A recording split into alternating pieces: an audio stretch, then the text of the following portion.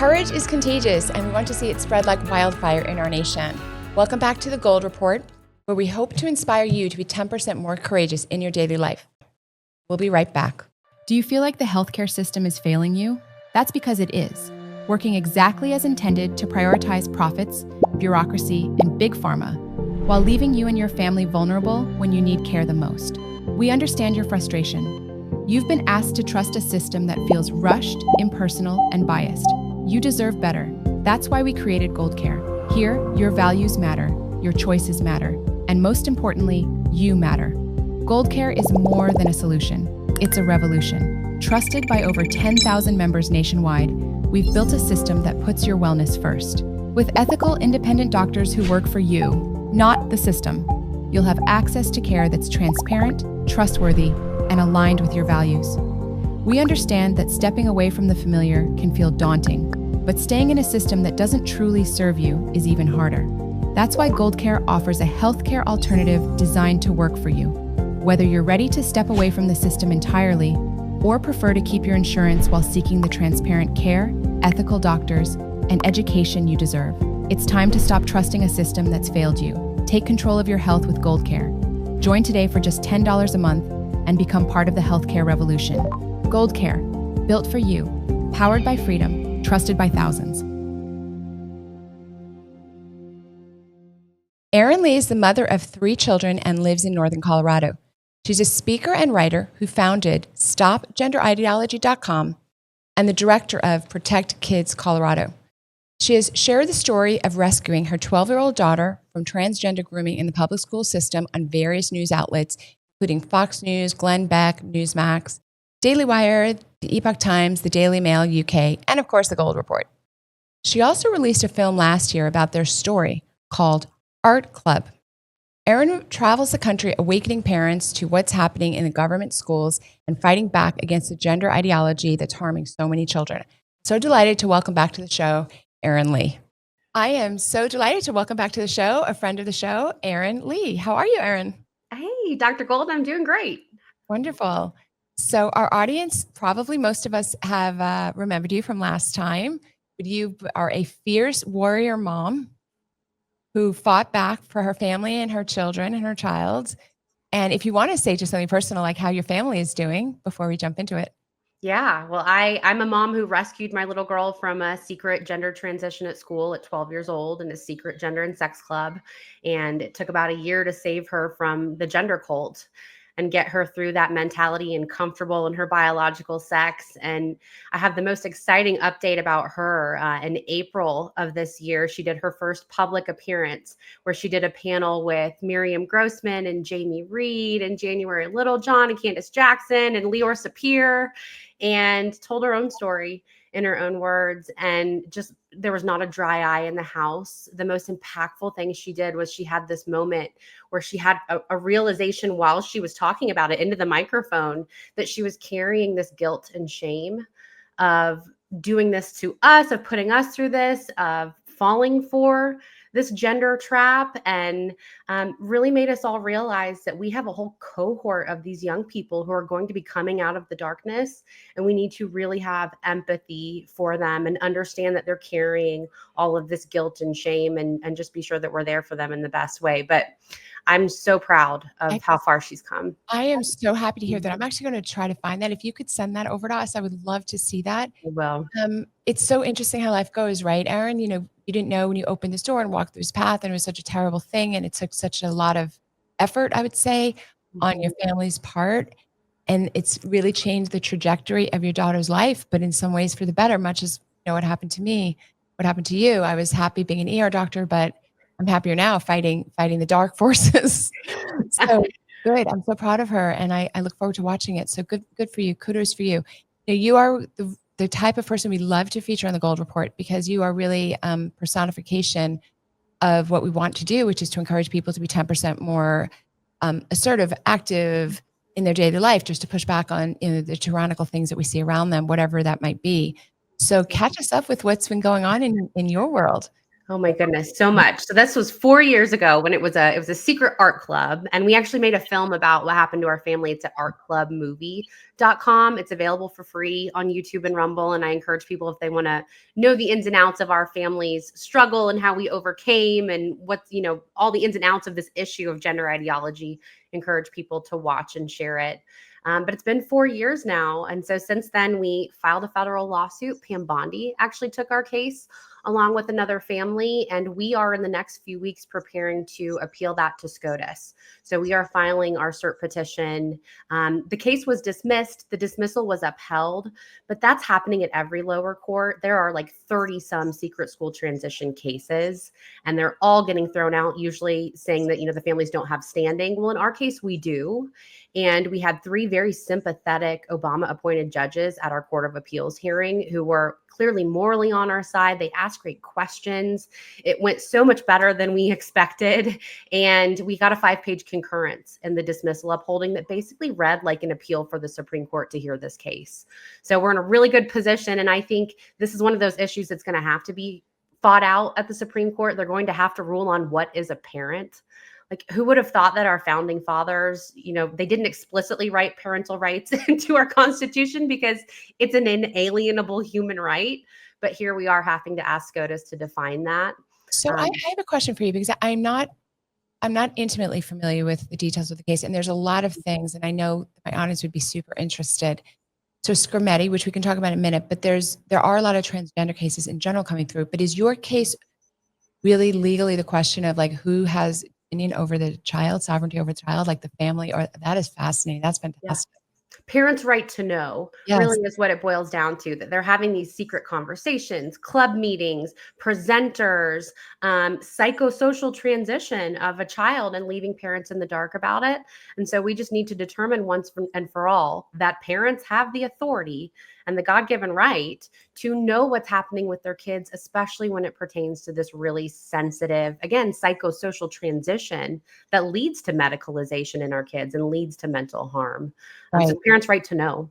Right. So the good news is that common law, of course, is on your side because this insanity all started in recent times. Common law, this was never a question. And by the time this airs, the Mahmoud decision will be out, but we are actually filming it the day before the Mahmoud decision is coming out. I'm sure you're watching that and Yes, being, for the best. I think we're going to win that one. It'll be helpful. So that's very interesting. I'm going to follow your case. Sure. I do hope the cert gets picked up. So that's the judicial. So you're fighting on the judicial front. yes. What's going on you've got 3 branches, Erin. I expect you to take on all of them. The executive branch, the judicial, and the legislative. Right. Well, and I'm also still trying to just inform parents of what's happening in schools. My number one mission has been just to inform parents of what's happening because we were so caught off guard by this secret transition. The school was proud of what they did with our kid. Their defense, it's really indefensible. And so their defense in this situation has been interesting. Like within our legal argument, their defense was that we were just overbearing parents, that we were not accepting our kids for who they truly were and their trans identity. And we prove why they have to keep secrets from parents because we're abusive, harmful parents who won't accept our trans kids. And it's just absolutely insane. So I do believe that we're seeing a movement of kids getting out of the public school. I add something, and again, I again, forgive me because I haven't read the particulars of your case, but the Dr. Lori part of me asked all of this. So now that your case has taken several years and your daughter has grown up, right? She is there a way that she can give a statement in the case? Because what is going wrong is that they're asking judges, the schools are saying, well, there might be an abusive parent household. There might be this controlling parent household, which occurs, but it's very uncommon compared to the vast majority of times when the parents really, really love the children and have the best interest of the child. And I'm so tired of hearing the rare exception take the day. Yes, there's an occasional abusive parent out there, but it's not the majority. And we can't make laws towards the exception rather than the majority. So now that it's been several years and your daughter is quite a bit older, right? I just think that would be unbelievably powerful if you can have somebody who was a minor, who's now close to not being a minor, to actually say what actually happened. I just think that's a super interesting opportunity. Yeah, well, there's multiple families on our lawsuit, our personal lawsuit, and the other little girl, actually, she's one that drank bleach and attempted suicide because she was keeping these secret meetings secret from her parents. Whereas my daughter came home and told us what was happening. This little girl kept it secret for an entire year until I went public and the family saw me on Tucker Carlson.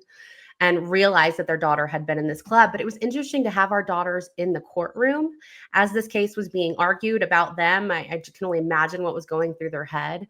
But as my daughter has started speaking up publicly, both in our film and in the speech that she just did when the Miriam Grossman panel, she has continually said that if my parents had affirmed me, or if I had kept this a secret and they hadn't have intervened, I don't think I'd be alive, because that dark cloud of the impossible pursuit to be the opposite sex, and it's impossible. You cannot change your sex. We know that.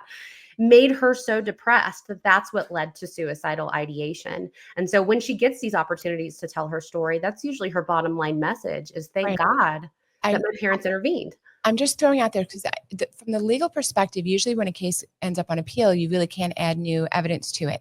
But what I'm wondering about legally is you have an unusual situation where because cases take so long, you're having I don't remember how old she was when it started, but like 14? 12.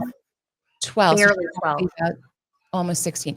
But this is actually a very interesting opportunity. And I'm wondering if that's something that could be raised, because introducing this new information from a 12-year-old to a 16-year-old, I think is unbelievably interesting. And again, you normally can't introduce new information on appeal, but I think it's worth considering just because it's a very unusual, fluid situation. So we'll be watching that for sure. Definitely. And we have the best legal team. I have a local firm here in Denver who's just been wonderful, but also America First Policy Institute, which was Pam Bondi's firm. And so she took our case, and her now deputy AG at Civil Rights Division was the one who came out here and argued. And so they're brilliant. There's a reason our case is in such a good position, because they have really carefully crafted the argument and gotten us to this position. But I'll have them watch this.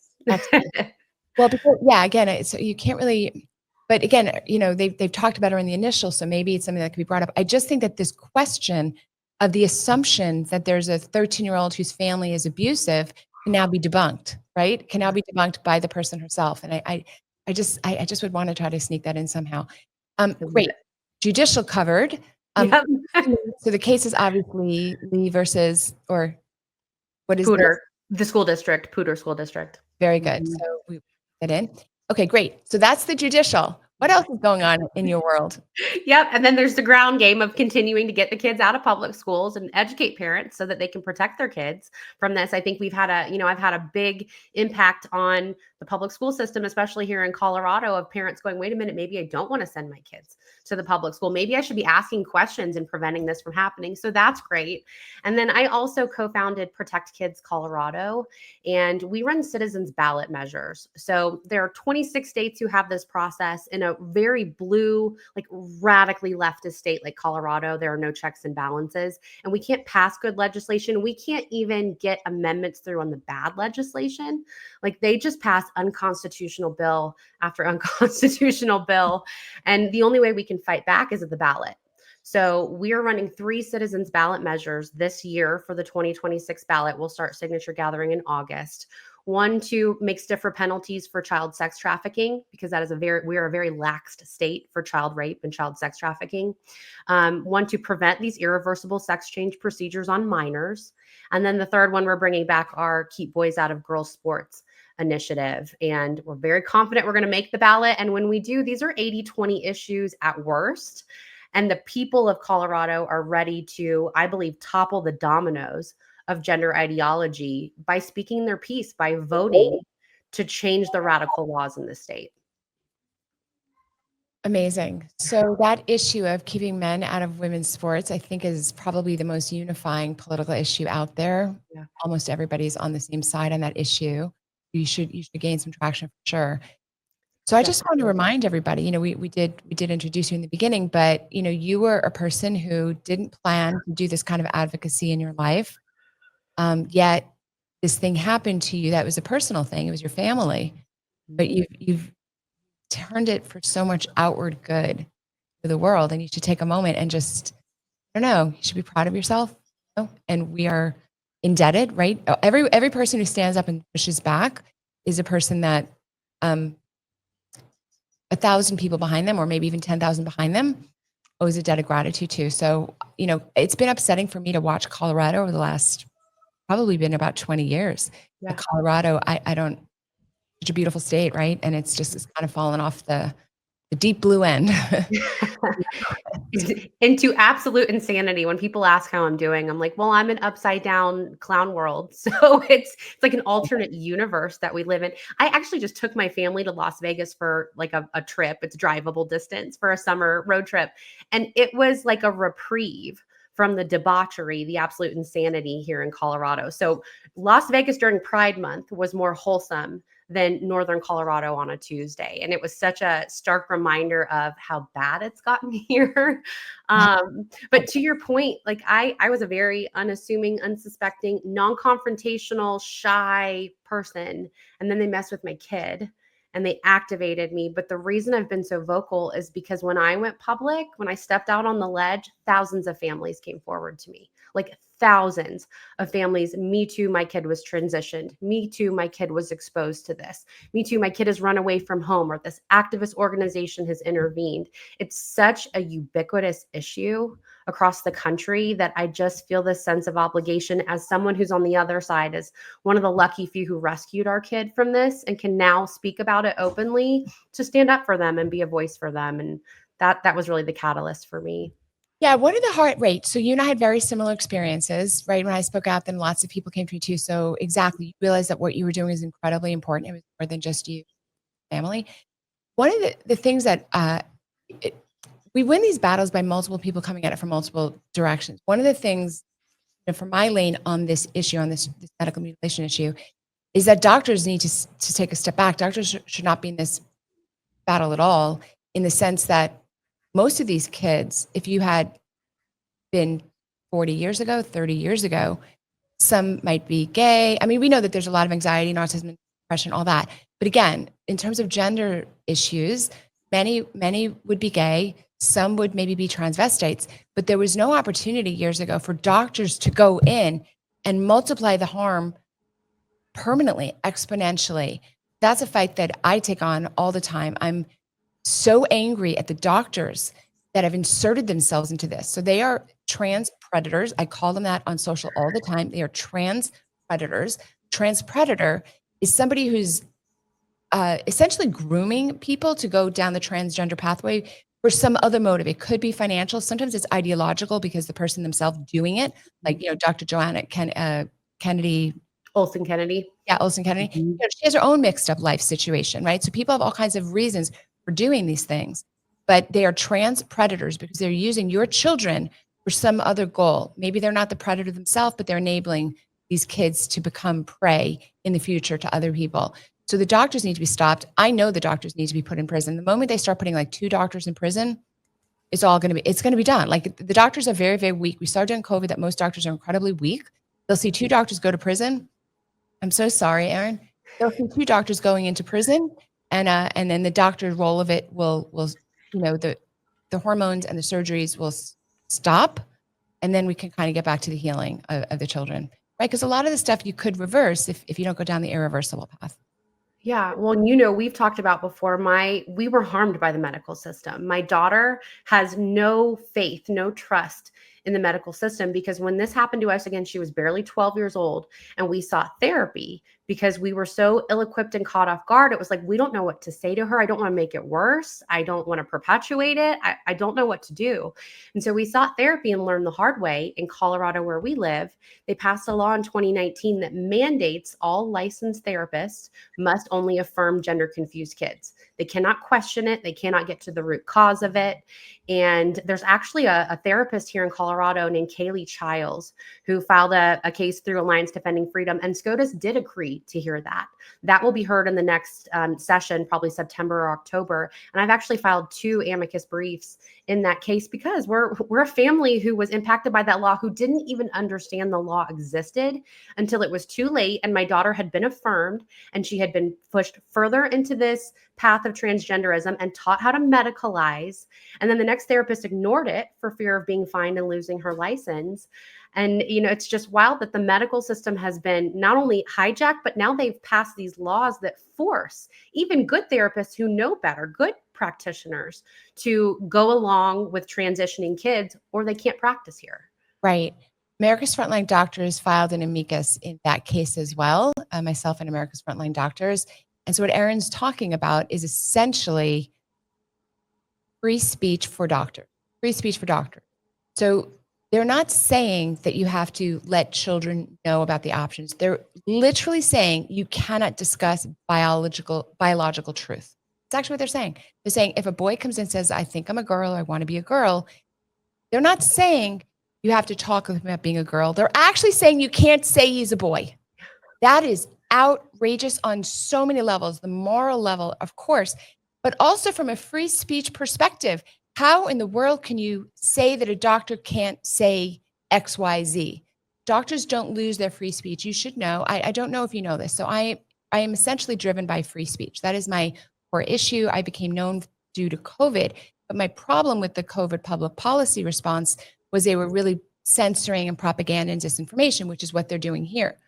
So I fought the California Medical Board, like it'd be like the Colorado State Medical Board. I fought the California Medical Board on the issue of free speech. I can't imagine that Childs won't prevail, that the law will be changed in Colorado because free speech is really very strong, but it's scary. And that's why we do these shows is we want people to understand how severe it's gotten. It's gotten so severe that the state legislature in Colorado is telling doctors that they can't talk about biological reality. By the way, Erin, have you ever thought about how bizarre it is that we live in a time that we actually can see the DNA under a microscope and you can actually see that it's XX or XY? You know what I mean? Like this isn't 70 or 100 years ago when you actually didn't 100% know. Like we have literal, like it's XX or XY. And again, not talking about the rare cases of intersex. That's actually not what we're talking about. They're rare and those are never the children we're talking about. But you can actually see, and I find it's very interesting that in a moment when we have the absolute scientific proof and you follow the chain of evidence all the way back to the microscope and see it, still we're living in this delusion. Yeah. I find that really concerning that almost like the more information we have, the less wise we're getting as a people. But gender ideology, they have no argument left. And it's, you'll see this when you see, because I argue with trans radical activists all the time on social media, and you'll see that they've officially talked their argument full circle. Like they have no talking points left as we continue to bring more evidence in support of not transitioning kids and point out that there is no evidence to support transitioning kids outside of that one isolated Dutch study. It's their argument is there's nothing left, and they've talked themselves full circle. But I just wanted to point out in reference to this law, well, first of all, it's an anti-conversion therapy law. And to your point about transing gay kids, this is conversion therapy of gay kids. When someone who will probably grow up to be gay, who is, let's say a male, for example, who's feminine, goes to a therapist and they then trans the gay away. That is conversion therapy. And they're doing the very thing that they put this law in place to avoid. But I also want to caution people that this law was passed in 2019. And so now there has been a 6-year period where thousands of kids have been harmed. And it's important for people to pay attention to state legislation as it's being passed, to show up to dissent and make your voice heard, to push back as soon as possible. Because in Colorado, we just keep going to the Supreme Court in Colorado for all this unconstitutional law. But there's a 5 to 6 year period where people are harmed in the meantime. So we have to show up and fight it before it becomes law. Right. And you're actually hitting on what happened, what was so revealed during the COVID years, which is this total disregard of the individual, right? Total disregard of the individual. That's right. That's what this is. People are quick to say, oh, go to the Supreme Court or it takes time. No. In that time period, that time there were 6,000, probably, perhaps, I'm just guess 6,000 human beings who've been harmed. And I'm sorry, I think that every human being is really, really important. Very important. And we're just kind of dismissing, oh, well, we'll reverse it. No, it has been thousands and thousands of children that have been harmed. I also want to share that this in the law, yes, you know about conversion therapy was ruled illegal. You're not allowed to try to convert the gay away, for example, as you said, it was well said. But you're basically, through trans, you're actually converting the gay away by pretending you can make them a different biology. The other thing, though, that people should be heartened and why I just can't imagine we won't win this case is it is black letter law in America that you cannot do what's called viewpoint discrimination. You're probably familiar with that, but the government is not allowed to promote one viewpoint over another. The government is not allowed to say CVS is better than Rite Aid or, Walgreens, right? The government can only control speech to the extent that it's neutral. So for example, a little bit older than you, I think, when I was young, could be at the airport and there was a certain religious sect that would sort of come up to you and kind of harass you at the airport. And that case actually went up to the Supreme Court because people said this is free speech. People can talk. They're at the airport. They can talk. Supreme Court, I actually think, came up with a really good decision, basically, which is yes, you can talk, but you can actually put it in a certain section. So they had to be behind like a velvet rope or at a table, and then they could talk and they could say whatever they want, because you're not allowed as the government to restrict the viewpoint of someone, like the quality of what they're saying, the type of words they're saying. You can zone it. You can say you can only do it in that corner or that corner, but you can't pick a side. What happened in Colorado is the government picked a side. The government literally said you can only talk about non-biological truth, and you can't actually talk about biological truth. Flat out illegal, violates everything. But as you point out, there's 6 years of harm to children and human beings. Yeah. Well, and Colorado is such a test case for this. I mean, in my opinion, gender ideology is the state sanctioned religion. And that was a law that was passed in 2019, but they've continued to pass law after law that are unconstitutional, that are compelled speech. In fact, this past May, House Bill 1312, what caused a stir in the whole country. Like everyone was paying attention to what was happening here in Colorado, which I consider a gift because I've been screaming for 4 years, please pay attention to what's happening here. But what this law did, and it passed, it's been signed into law with a safety clause, which means it's already become effective. This essentially labeled not being willing to affirm your own child as coercive control under the law, and gave the courts full authority to remove your children from your custody if you were not willing to call them by whatever name and pronouns they wanted to be called by. And it's important to point out this is already happening in all 50 states. The Child Protective Services system has been hijacked. The court system is not in our favor. But here in Colorado, I'm helping a handful of dads who have already lost custody of their kids since 7 years ago. One of the dads, this happened to his 7 and 9-year-old. He was unwilling to agree to puberty blockers for his 9-year-old. And so his ex-wife took him to court and got full custody of both of his kids because he went pro se. But this is already happening. They've just codified it into law. And they also added that dead naming or misgendering, not using the chosen name that anyone wants to be called, is now within the Colorado Anti-Discrimination Act. And so if you will not call that man a woman, the state can come after you with as heavy as $55,000. If the person who's been affected wants to sue you, they set a standard of $50,000 plus an extra $5,000 fine every time you use the wrong name. And that's law here in Colorado. And while we're talking about lawsuits, my organization, Protect Kids Colorado, did file a federal lawsuit against the state of Colorado for this law, and that's ongoing. So in case anybody needs perspective, you cannot raise children in Colorado.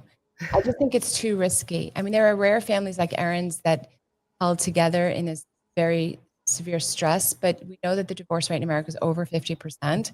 The odds of the mother and the father disagreeing, I think, are probably 85%. I'm just guessing, but it's going to be overwhelming. Yeah. And the courts will side with the delusional side. That's officially, it's in general, jurists, this CPS, as you said, are woke, but now it's actually law in Colorado that to side with the delusional side. I don't know how a person raises their family there. I just think it's so risky. There were certain conditions, probably too much information for the audience, but I'm married, 2 kids, divorced. There were certain preconditions I had before I got married, because I know that once you get married, it's not just a love, right? It's legal, binding, contractual relationship. Got kids, there's a lot of legal rights to it, and I just think it's too risky. I God bless you, Erin, and I'm so grateful. And I certainly, there's other families that do stay together in Colorado, but it's too risky. There's a concept I learned in law school. It's called bargaining in the shadow of the law. So everyone in their daily life bargains in their daily life in what's the shadow of the law. So if you are a Saudi Arabian citizen and you're a woman and you're getting beat by your husband regularly, right? You contemplate divorce very differently than if you are a California woman in that situation. In California, you're going to get custody, you're going to get child support, you're going to split your assets. Saudi Arabia and in certain other countries, you are going to lose your kids. Like the kids belong to the husband. So you sort of okay, I'll take a beating every so often. That's called bargaining in the shadow of the law. Law creates the backdrop on which we all negotiate our daily lives. So what I'm trying to say to people is, if you're living in Colorado, and it's not just Colorado, but there are several states like this, the backdrop to your daily life is that the law will go against you if you're in favor of reality. I just want to introduce that concept of bargaining, the shadow of the law. We all arrange our lives that way. We don't know the word necessarily, we don't know the phrase, but the law is against you. CPS, school district, divorce courts, it's on the side of delusion. So I actually think the work that you're doing, Erin, is incredibly important. And actually, by the way, very optimistic that you, Erin Lee, are going to really change things, and have already, of course, really changed things. But I think that your legal cases, from what you describe, are actually incredibly strong. So I'm holding the line, and I caution people that what happens in Colorado doesn't stay here.